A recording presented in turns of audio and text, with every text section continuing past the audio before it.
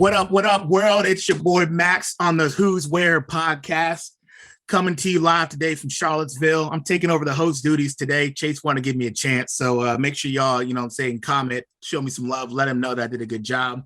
We have a very special guest today. His name is Joe Spisak. He played at UVA. He's doing a lot of big things in the community. We're really excited to have you, Joe. How you doing? Doing great. Thanks for having me, guys. Go Hoos.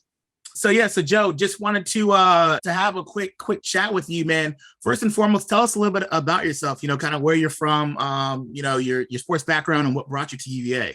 Yeah, sure thing. So my name's Joe Spisak. So I'm originally from Pennsylvania, right around the Harrisburg area. If you guys are familiar, it's about 3.5 hours from Charlottesville. I've been wrestling since I've been probably 4 years old. It's been a family thing for me. So my dad was a D1 wrestler. My grandpa is in the New Jersey Wrestling Hall of Fame. So that's kind of what I was bred to do. And, us Spisaks, we don't have that much height in our family. So being 5'7", I didn't have too many options. I ended up coming to University of Virginia to wrestle it's been a while now, in 2011. And I wrestled 133 and 141 pounds over the course of 5 years at UVA. We did have a wrestler on a couple of weeks ago. That podcast will come out. Tell us, how did the recruiting go for you? Did you have a lot of offers? Did you not? How does that work in the wrestling world coming into college? So there are a few standout wrestling states in the nation. One of them, Pennsylvania, is the number one wrestling state to bring people into college, basically. So it's kind of PA, Ohio, New York, New Jersey. And if you can place in the top 8 in the state in one of those states, you have a pretty good shot of going D1. So I ended up winning states my senior year. I was a 4-time placer, 2-time finalist. So I had lots of offers, at different schools across the country. To me, I was looking for a combination of a great wrestling school, a great academic school that I could use to, propel myself into the future and get a good job whenever I got out of college. Wrestling is an Olympic sport, so it's not like you guys where, I can go play at a professional level and make a lot of money. I kind of saw the writing on the wall that wrestling was going to be a great tool to get into a great college. But then after that, I was going to have to, hit the working world and travel down a different path. So my top choices, my top 3 were between UVA, Lehigh, and then Penn State. And then I ended up picking UVA because it more than checked all of those boxes for me. Great. And we always like to ask, with wrestling, there's not much of a kind of professional career after college. Is that correct?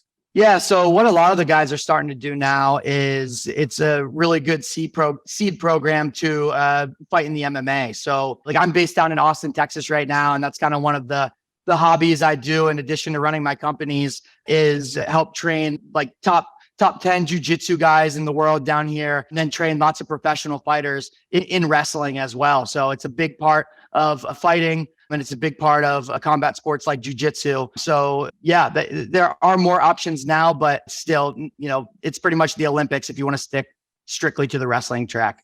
And you had a pretty good collegiate career from what I saw. So just kind of how do you focus, all your time, energy on wrestling and being as successful as you are? But at the same time, it seems like in the back of your head, you always knew you had a plan B. We have a lot of guys who find that hard. Like, hey, I can't have a plan B. Otherwise, I feel like I'm letting down my plan A.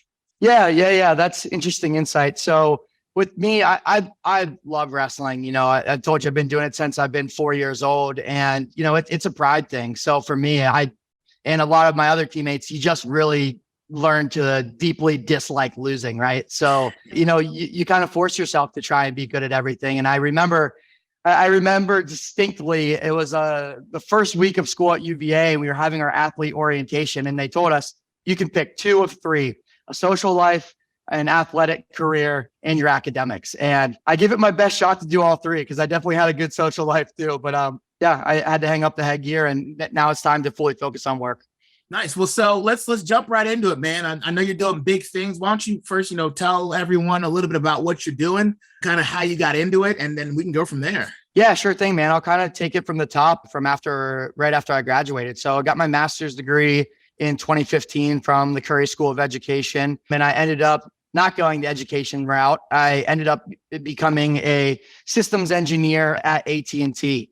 And I always knew I wanted to become an entrepreneur, but I wanted to do it in a smart manner, start making some money and not just flipping the table and going full time and go straight to my entrepreneurial career. So while I was working at AT&T, I started to kind of look around and explore and figure out what I could be doing on the side to make more money. My first push into the entrepreneurial world was starting this drinking game called Dicey.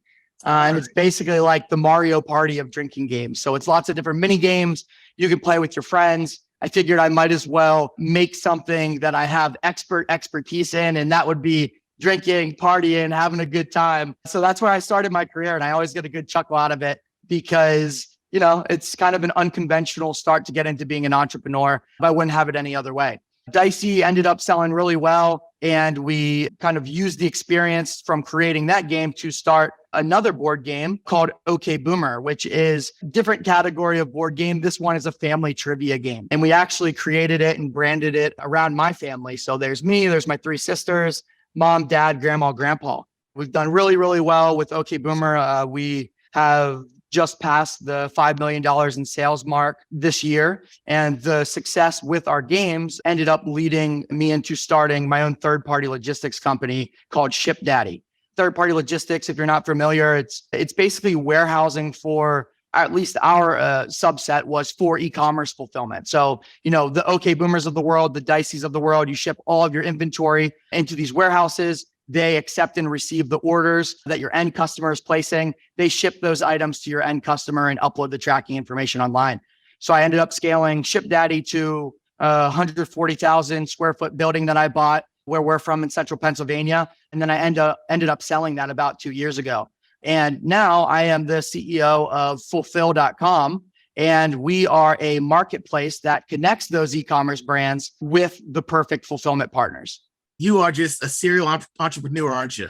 Yeah, man. I figured after I was done with wrestling, I got to continue to put this energy somewhere. So that's really what I pushed into. And I kind of treat being an entrepreneur as this is kind of my next wrestling grind. And I want to see how far I can take it.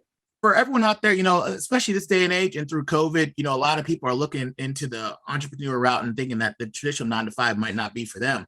Can you tell them, maybe a couple of tips that you wish you had known when you first started out? And then also, the biggest thing is, hey, did you raise any money? Did you have to raise any money? Grassroots, those are kind of the two biggest things I feel like we get questions on. There's a lot of things that I would have done differently starting out. But what I'll say about that is it's kind of a rite of passage of becoming an entrepreneur is failure. So I always tell people that are just starting out, fail faster. Fail as fast as you can, learn from those failures, and then don't make the same mistake twice.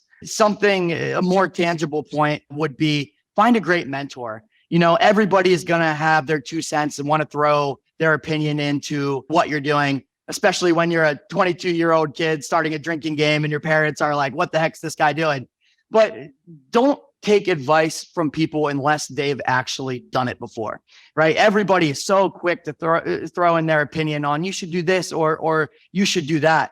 But then you have to think in your head, well, have they actually done it? And I think that advice right there is find a great mentor early on in your entrepreneurial career, someone who has done it before, someone who's willing to, pour some good energy into you, some good time and energy, and help push you into the right direction. A good mentor can be worth their weight in gold. And, saying that, I'm kind of at the point in my career right now where I mentor lots of people that are just starting their journey or that are in the middle of growing their company. And even I've mentored, lots of UVA people in the past as well. It's something I really enjoy doing. So if you do need that mentor, feel free to reach out to me. I always love talking shop.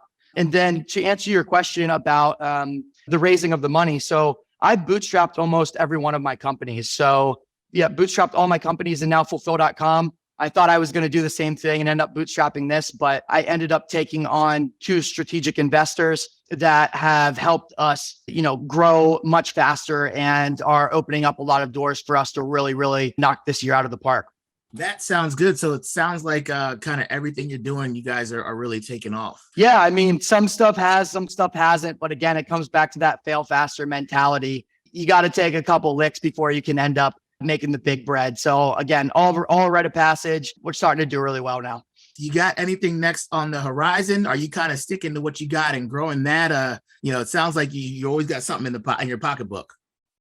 Yeah, well, that's what I'm trying to have less of is, so many things on my plate. And one of the big things I've been doing over the course of probably the last year, and will definitely continue this year, is, consolidating my business ventures more. So I'm tossing around the idea right now of, potentially looking for an exit on the game companies. We are really, really gung-ho on fulfill.com. We're hiring lots of people right now. We're kind of on a rocket ship there. And I want to have tunnel vision with what we're doing at Fulfill. This year, I'll be doing a lot of consolidating, full-time focus on fulfill.com. And I don't know, we'll see what's on the horizon. Definitely starting to get into some angel investing now, investing in other e-commerce brands and logistics companies, different e-commerce applications that could fit in well with our portfolio. So that's what the foreseeable future is looking like. And yeah, that's kind of the goal moving forward. Can you take us through just quick? You don't have to dive too into it. What was the process of raising money and getting angel investors? And a lot of people are, but before that step, they're on their own. They're trying to grassroots it, and they know that the next step to grow is to get angel investors. But a lot of people don't even one know what that is, or two know like, hey, what's the process? Do I Google angel investors, or like some people don't even know what that is. So what's that kind of process like? Yeah, there's lots of different ways to go about it, but I didn't want to do the whole pony show escapade where I was going to have to be flying around and trying to pitch to different investors to invest in me. I'm more of a, we could have kind of done this and bootstrapped it by ourselves, but if we were going to take on an investment, it'd be from a strategic investor that could bring something to the table for us and would be able to add other value besides just capital. And for us, the way that we attracted our investors was that they were our customers before that they were our investors. And we helped make them millions and millions of dollars. It was kind of a no-brainer for them to say, hey, we want to be a part of what you guys are doing. Would you be open to us investing in your company? And that's what ended up happening with us. So anytime that you can build a profitable company and show your value to your customers and, reach out to your customers to be your investors, that it can be a really great recipe to raise money, but not all companies are structured like that. So, that's another piece of advice for people who are early on in their entrepreneurial career. And if you haven't started companies yet, you shouldn't be trying to raise a bunch of money and build a product and do stuff that's super speculative. Start slow, right? Build something that's profitable or take on a very small amount of money, build something, learn, and then start create better ideas from that. That's pretty cool. I didn't know that you actually got your investors from them being customers. I didn't think of that. That's actually pretty cool. They already tested out your product and already like it. Yeah, exactly, man. What was your time like at UVA as being a student athlete? We're a different school. We're not necessarily a fly-by school. Classes are hard. Did you have any issues with the, curriculum and staying on schedule with your training and stuff? My undergrad, I was in the Batten School, majoring in leadership and public policy. And then I told you my master's was in the Curry School for Education. It was a bit of a growth curve. The toughest part for me was I was cutting a lot of weight. So I was making 133 pounds.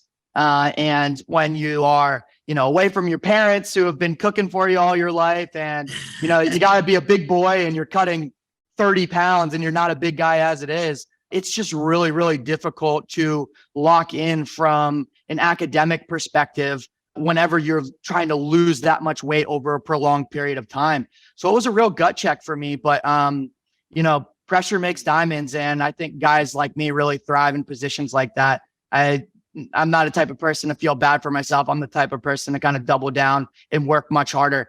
I attribute kind of that weight cut and that me wanting to strive for success in all areas while I was at UVA to my success in the working world now. It's like whenever you do stuff like that over the course of 5 years, coming into the working world, I was kind of laughing while I was doing my corporate job because I was like, man, this is not hard. And a lot of other people think it may be. Yeah. So, I mean, UVA is obviously an academically challenging school, but, outside of me not cutting weight, I thought it was great. I had a really awesome academic experience at UVA and really can't speak more highly of my time there. I have all my lifelong friends are from Virginia, and it really set me up on a path to succeed post-college. Oh, nice, man. Well, why don't you go ahead and first of all, kind of give us a rundown of everything and tell people where they can reach you and find you. We definitely want to make sure that you get your product out there. If you want to reach out to me, I'm really active on Twitter and LinkedIn Joe Spisak is my name again, and my Twitter handle is at Joe Speezy, JoeSpeezy. Again, been specializing in e-commerce and logistics for the last 6 or 7 years now at a very high level. Love my entrepreneurial path, and I'm still very involved in wrestling and combat sports. So if any of that speaks to any of the listeners here, I'm an open book with open DMs. So feel free to reach out. Happy to share my experience. Nice. And then, so I do know you also said you train MMA guys now in Texas. Is that correct? Yeah, that's correct. So tell me a little about that. How did you get into that? And did you ever do MMA yourself? Yeah, I did. I did do a couple fights whenever I was in Chicago, but I ended up deciding that wasn't the career path for me. There's a limited amount of money that you can make in fighting unless you are doing it full time and you are the top tier of the sport. And I had to make a decision while I was at the fork in the road where either I was going to go all in and I was going to go full-time MMA, or I was going to chase my entrepreneurial dreams. And I chose the latter of the two. But I'm still very, very much love the sport. And that's kind of what keeps me sane from these long work hours that I put in. I really, really enjoy helping others on the wrestling mat and training other people to chase their dreams. And I actually, this year, I am starting to compete again in jiu-jitsu, which is great because you can still compete at a high level, but you don't have to worry about getting punched in the face all the time. So win-win for me. Nice. And then I know you said you have fulfill.com, and that's kind of your newest one you branched off to. Can you explain a little bit, about what is that? How'd that come to? And give us a little insight on that. Yeah. So if you look at my entrepreneurial journey up to this point, it makes a lot of sense on how we arrived at fulfill.com. So we have the experience with the board games, which is the e-commerce side of the house. And then we had experience starting ShipDaddy, which is the warehousing and logistics side of the house. So fundamentally, what we do is we connect e-commerce brands, the OK Boomers of the world, with warehousing and logistics companies, the ShipDaddies of the world. We are a matchmaking service where instead of e-commerce brands having to interview 20 different warehouses and try and figure out logistics and compare pricing apples to apples, they come to us. We offer this as a free service to them, and we will match them with a cheaper, faster, and overall better fulfillment partner in 7 days or less. It's a great service. We've matched over 250. And yeah, if you are an e-commerce company or just a company looking for warehousing in general, definitely come our way because I'm sure we can save you a lot of time, money, and energy. Oh, wow. Okay. And so is this something that is like trying to be a barrier so everyone doesn't have to jump on Amazon? Is this in lieu of Amazon? Kind of how does that work? Because it kind of sounds like you are, a middleman for people that don't want to go onto Amazon. Is that what I'm getting? Not quite. So Okay. e-commerce brands like the OK Boomers of the world, these people will sell on a variety of channels. So we sell on Shopify, Amazon, Walmart.com, eBay, name 10 other channels, right? So whenever you start shipping, let's call it a couple hundred orders a month, you get to the point where you don't want to have to drive to the post office every day, pack all these orders and ship it yourself.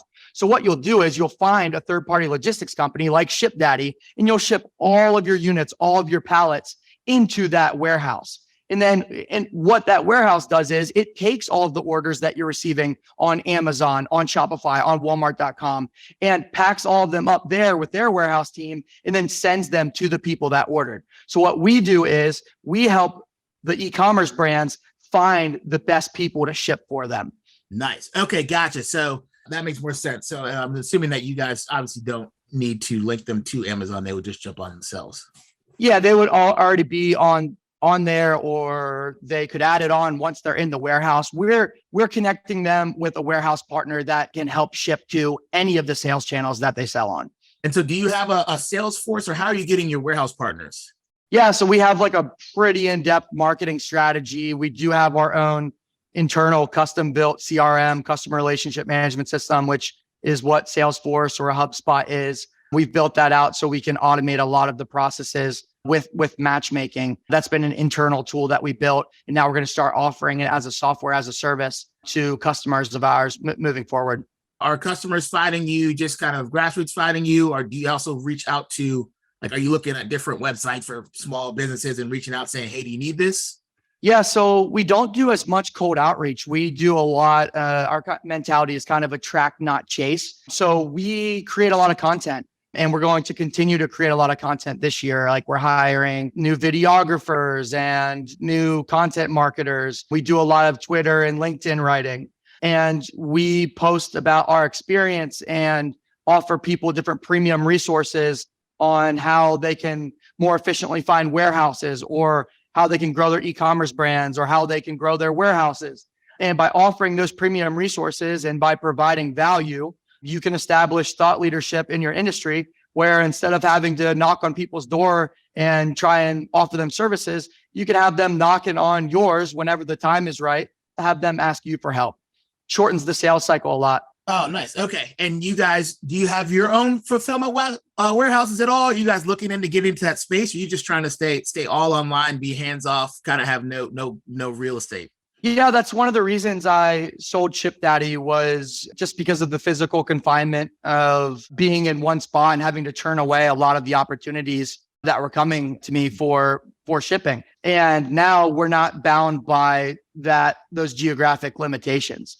So we have hundreds and hundreds of warehouses on our network, and it's our job to find these e-commerce brands the best fit for them based off of a variety of factors. The last question for me is, if you could go back straight out of college, would you change anything? And two, what would you tell yourself now? One, I wouldn't change anything. I think everything happens for a reason. All the failures up to this point have been amazing learning lessons. And I really couldn't be more thankful for my time at UVA, the friends I got from there, the academics and the sports. Like it was a really great experience for me. If I had to look back and tell myself, give myself advice from back then, it would be keep going and maybe more importantly, enjoy the journey. Sometimes you get so focused on the end goal and where you're trying to be years from now and making millions of dollars and trying to retire, that you forget to stop and smell the roses and remember, like, the fun part of all this is the journey. It's the ride. If you're not loving it and you're not making a conscious effort to reflect and really take time to enjoy things, then you're missing out on a big part of it. Nice. Was there ever a time you didn't enjoy or love it? Ever a time you thought, man, maybe this isn't for me? Oh, all the time, man. You just gotta wake up and be tough, baby. You gotta give it everything you got every day. Work like a madman. But yeah, I don't love it every day by any means, but I do love trying to better myself, and I do love doing right by the people on my team. And I really do love the process and what we're building here.